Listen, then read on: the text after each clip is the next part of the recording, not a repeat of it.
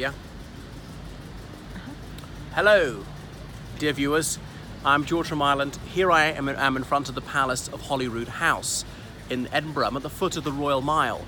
So the Royal Mile is divided into several sections, like named Castle Hill, High Street, Lawn Market, did I forget one, and Abbey Strand, Cannon Gate. Yeah, Cannon Gate is not cannon as in artillery piece, it's cannon with a single N in the middle, as in a cannon of the church, because some Augustinian monks were here. And that's why there's a ruined abbey. You can see behind me, to this side, the remnants of the abbey. Anyway, so it's called Holyrood. It's spelt with a single L, holy, but pronounced holly. So what is a rood? So a rood is a relic of Jesus Christ. And that's why it's called Holyroodhouse. Written as one word, Holyroodhouse. And it was taken over in the 16th century by the Scots royal family, by King James V, who used it as a ammunition depot. And then his daughter, Mary, Queen of Scots, lived here mostly when she was in Scotland. Of course, she left Scotland for France when she was 5. Her mother was Mary of Guise, from one of the noblest families in France. And Mary, Queen of Scots, grew up at the French royal court. Eventually married Francis II of France when she was 15. But unfortunately, when she was 16, her husband got an ear infection, which turned into an abscess in his brain and killed him.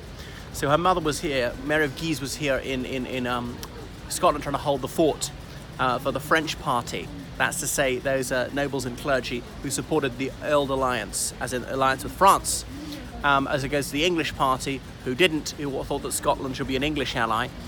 And that largely coincided with Catholicism, which was the state religion of Scotland, or Protestantism, which was a growing movement, and eventually the Protestants won and the Church of Scotland was established, the Catholic Church was abolished. Mary, Queen of Scots, returned to this country aged 18 after an absence of 13 years and her mother's death, and find that she'd largely lost control of the country. So that was that. So she lived in there. Her first husband died. She had no children with him. And then she married Henry Stuart. And Henry Stuart was her half-first cousin, as in they shared one grandparent, not two grandparents, as first cousins do. She was 21, he was 19, particularly immature for his age, but pretty soon she was delivered of a bonny baby boy named James, later to be James VI, King of Scots. So that was that. But she fell out with her husband quite badly. Moreover, he was a Protestant to kind of prove that she wasn't anti-Protestant. Anyway, so she recruited an Italian secretary called Davide Rizzio. Now, secretary was not what we think of now as in a fairly junior office position, because, of course, very few people were literate in those days, and Rizzio was fluent in his native Italian, Latin, French. I'm not sure if he learned English or Scots, because Mary, Queen of Scots, was completely fluent in English, in French, English and Scots. So Scots really was quite a different language from English in those days. It would often be incomprehensible to an English speaker if you're reading Scots from that time. I know Scots these days are so close to English, it's scarcely another language. Is it a different dialect? It's debatable. But anyway, so when she'd been heavily pregnant with her child, James, people had begun to say, is she having an affair with David Rizzio, who was very talented, witty, artistic sort of person, a Renaissance man, would compose songs and melodies, not the lyrics as well as the tunes. And one time in a certain room, you can see that this staircase where Rizzio was grabbed, held in front of her, and she was also grabbed and held onto and forced to witness him being stabbed many times by her husband, by Henry Stuart and his acolytes. So David Rizzio, her favourite, was stabbed to death before her eyes, and she was about 6 months pregnant at this time. You thought that might have caused her to miscarry, but it didn't. She was made of stronger stuff. So Rizzio was murdered, and her son James was born.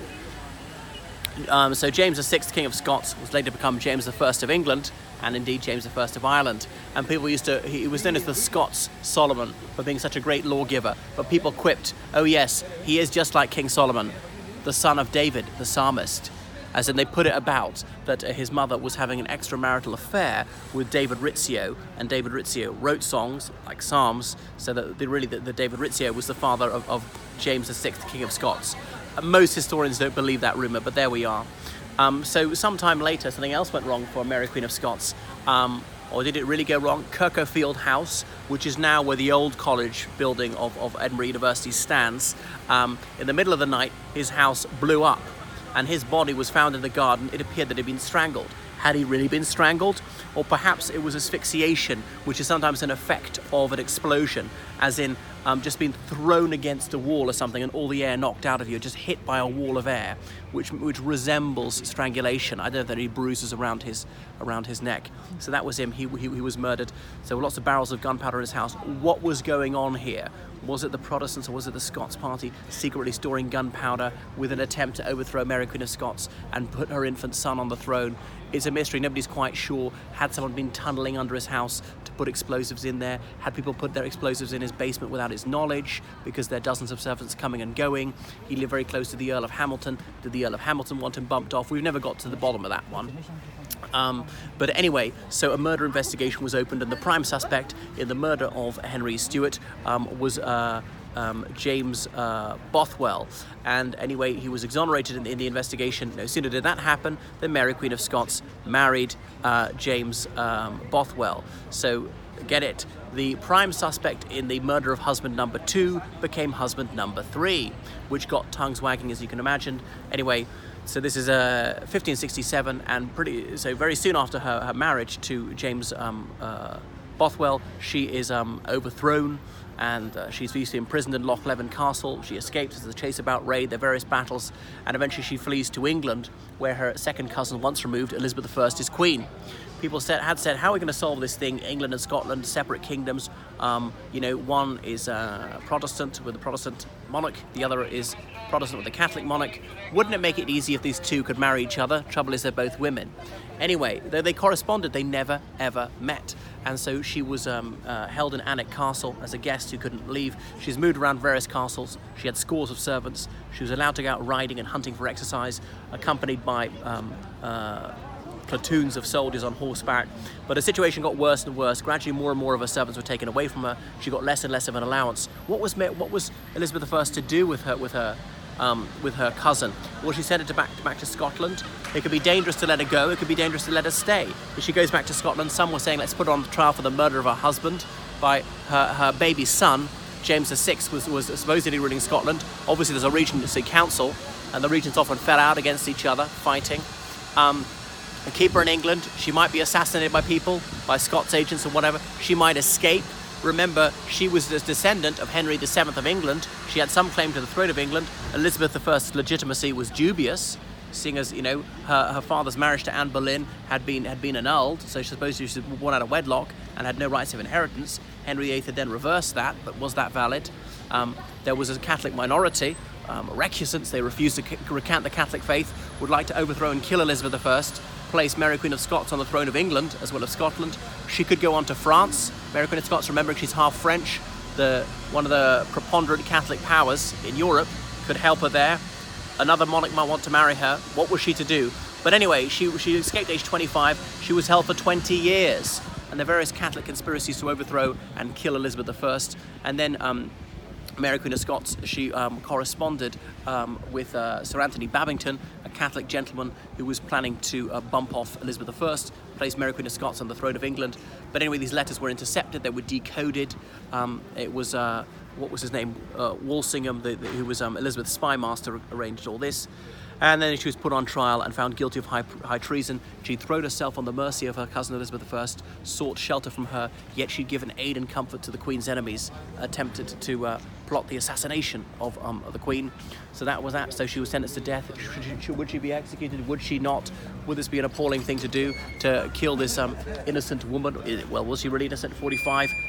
Not very young, but helpless woman, and so on. So so many knights errant had thought it would be a gallant deed to rescue her. Over time, things had changed. But anyway, and if killing a monarch was really not on, well, is this not the Lord's anointed? What would the reaction be? So Elizabeth I couldn't quite make her mind up, but eventually she signed the death warrant, and the message went ahead to Fotheringhay Castle near Peterborough, and indeed the deed was done. The dolorous stroke severed her neck. So that was that. Shan't tell you the whole poignant tale. Fotheringhay Castle doesn't stand anymore, just barely a stone left. It's near Oundle School. So that was the end of her. and her son didn't mourn her, brought up to believe that she was an evil person who believed in irreligion, who'd murdered his father and blah, blah, blah. There's some Scots had said, shall we go to war? And one of them, should they wear mourning? And one Scotsman turned up before James VI wearing a suit of armour saying, this is the only way to mourn a queen who's been killed by the English. And some people lit bonfires to celebrate this. That was February 1587, and then about a year and a half later was the Spanish Armada. Partly because of that, Philip II of Spain claiming to be rightful King of England. Of course, he'd been King Consort of England when he'd been married to Mary Tudor some years before, and also to avenge this outrageous crime against a Catholic monarch. Anyway, that's Holyroodhouse, well worth looking around. The Queen's official residence in Scotland. And the grounds of the Abbey was ecclesiastical land. And remember, debt was a crime here until the 1840s. You could go to prison for debt and not be released till the debt was paid. If you didn't have friends or relatives to pay it off, or you weren't forgiven, then you're going to stay in prison for life. You could earn money in prison if you had a trade or profession to carry on. Remember, certainly to the 1820s, it was very lax. If you had money, you could have clients coming into you, you could get parole to go out. But anyway, so debtors would hide out here, including Thomas de Quincey. On Sundays they couldn't be arrested, so they could walk around freely. So the bottom of the Royal Mile is called Abbey Strand because it was near the Abbey of Holyroodhouse. So that's that, very comfortable royal apartments, open to the public. The lion rampant flag is flying up there. Her Majesty the Queen spends a week here every July, and she performs official duties here. So members of the royal family tend to stay here when they come to Scotland, not to Edinburgh Castle. Then they go to August. Then in August they go to Balmoral, their private residence in Aberdeenshire, which Queen Victoria bought in 1861. They have the Prime Minister up for a week, and they have the Archbishop of Canterbury. That's a custom. They have no official guests. They can let their hair down away from the media glare. Anything else about Holyroodhouse? Well, yeah. So Bonnie Prince Charlie, when he was here, he resided in the Holyroodhouse. He held court here when he spent 6 odd weeks in Edinburgh. He was never able to gain possession of Edinburgh Castle, a mile up the hill. That's everything about it.